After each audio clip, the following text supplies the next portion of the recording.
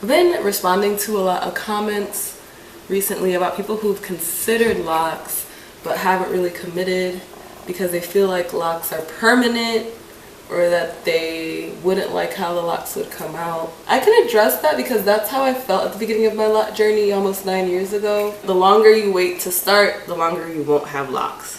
Whether or not you get locks or not, it's still permanent. Either you're permanently in a state of being unlocked or you're in a state of becoming locked. But that's just me speaking as somebody who has been on the lock journey for 9 years now. Hi everyone, I'm on the lock journey and I make videos that empower you to stick to your journey, whatever that journey might look like. Today I'm going to braid out my locks.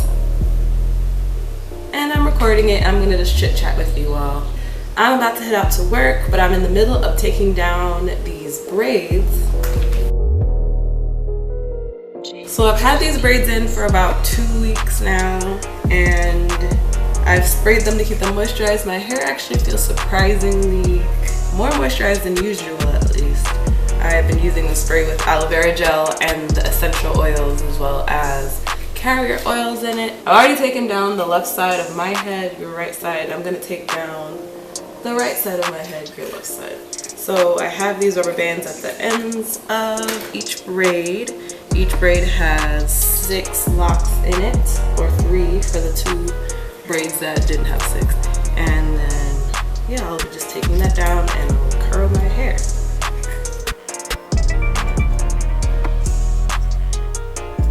I've been responding to a lot of comments recently about people who've considered locks but haven't really committed because they feel like locks are permanent or that they wouldn't like how the locks would come out. I can address that because that's how I felt at the beginning of my lock journey almost 9 years ago. I had been admiring locks for at least 2 or 3 years at that point. My best friend is actually Rastafarian, so she was raised in the tradition, has had locks for most of her life. Her locks are now down to her knees at this point, as you can imagine.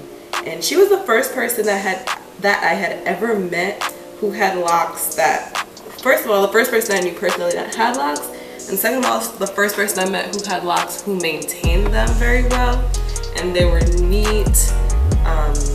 Her locks kind of had an ombre effect like my current locks do, so they were darker at the root and lighter at the tips just naturally. She had never processed her hair.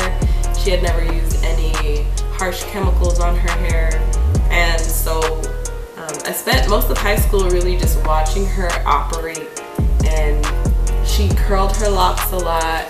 She would style her locks all these different ways, and it just seemed so natural and carefree. At that point in my life, I had been wearing a lot of box braids and kinky twists. I bet you if there were full locks back then, I would have gotten full locks, but alas. In 2005 to 2009, there were no such things, at least to my knowledge. So bringing it back around, I had been thinking about locks for a few years. I remember one time I had gone to her house and I was talking to her and her mom, and I just let them know, I was like, I've always admired locks. I think locks are so beautiful. And they're like, okay, so maybe one day you'll start locks. And I was like, oh, my family would never let me do that. And there's always an excuse as to why you don't start your lock journey. For me, it was, what are other people gonna think? What are they gonna look like? And so I had to come to the point where those things didn't really matter, and where I gave myself alternative information that let me know that that wasn't true. So back in 2008, 2009, I joined this chat board called Naturality. In that chat room, there were people who had locks, kind of like my best friend for decades. There were other folks who were thinking about locks, who had natural hair. It was a website for women with natural hair in all its various states. So there were people with tiny, teeny weeny afros. There were people with huge long afros before it was a YouTube craze. There was Naturality. That was where you went to look at people's hair journeys, where people documented their lock stages. And I was really big into Naturality for a few months before starting my locks. And it was great. I got to ask people a whole bunch of questions about their lock journey. You know, people would provide their little photo bucket. Remember back then, their photo bucket addresses or their FOP key addresses, and you could go and look at their lock journeys. So this is what my hair is looking like right now.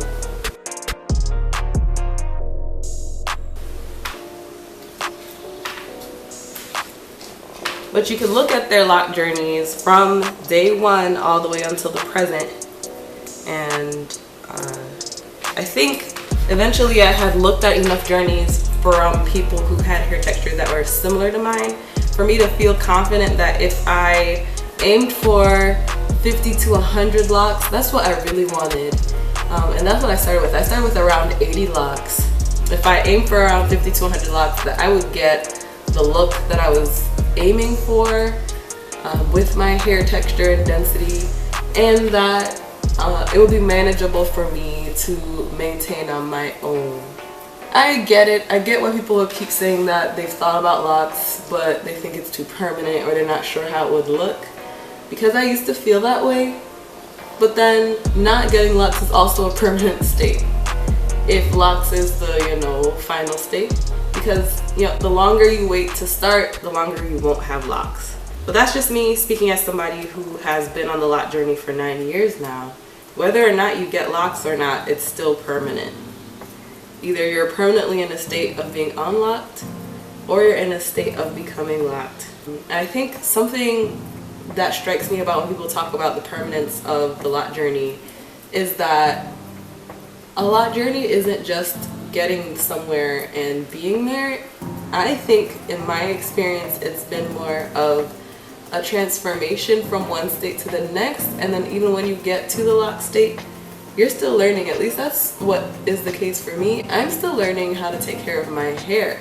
Now that I've reached this length of hair, I'm realizing that I need a different kind of moisturization regimen than I did when my locks were shorter. I could get away with longer times in between moisturizing. I could get away with using thicker products back when my locks were softer and shorter. But now that this hair has been around for a long time, and it's seen a lot of physical wear and tear as well as chemical wear and tear, that I really do need to come up with a method for maintenance to really baby these ends. I think I'm almost there because I'm unraveling this braid right now and it's not crunchy. Like, I don't know.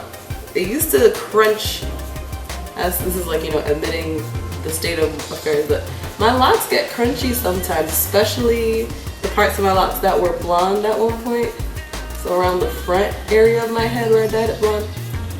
I don't think a lock journey is permanent because that hasn't been my experience. I mean, this is just my new hair texture. This isn't just one style. You can style the locks as many ways as you have the creativity and the time to do, just like loose natural hair.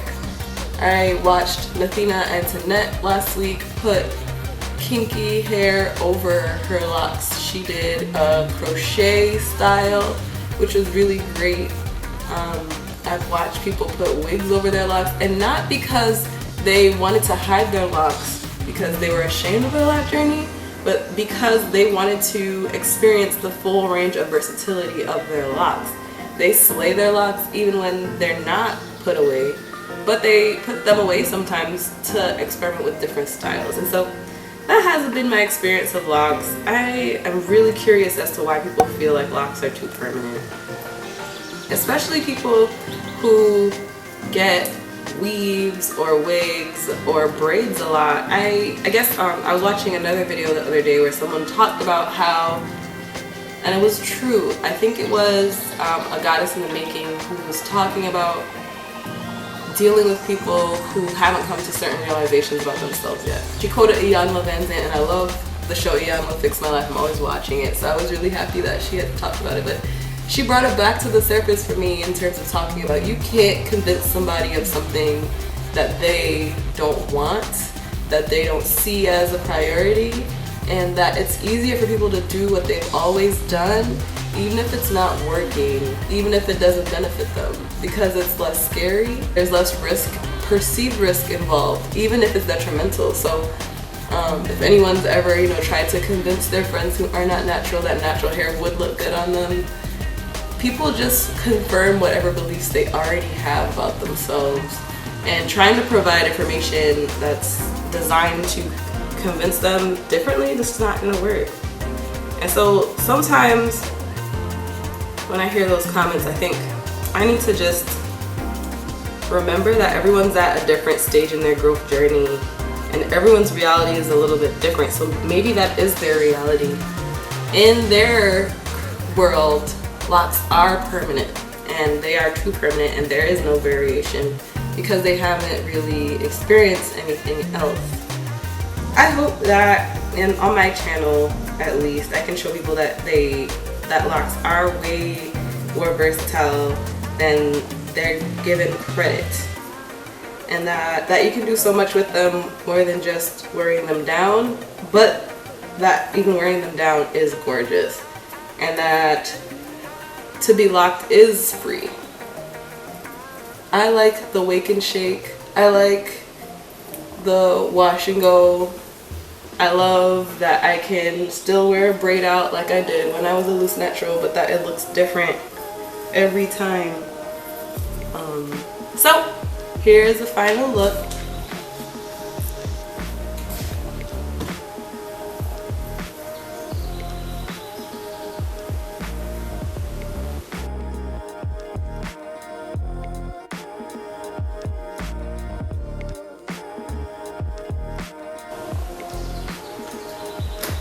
So I'm about to head to work now. I'm not quite sure how this video is gonna come out, but I'm looking forward to editing it. Until next time, I'm still your girl on her lot journey, and I will see you soon.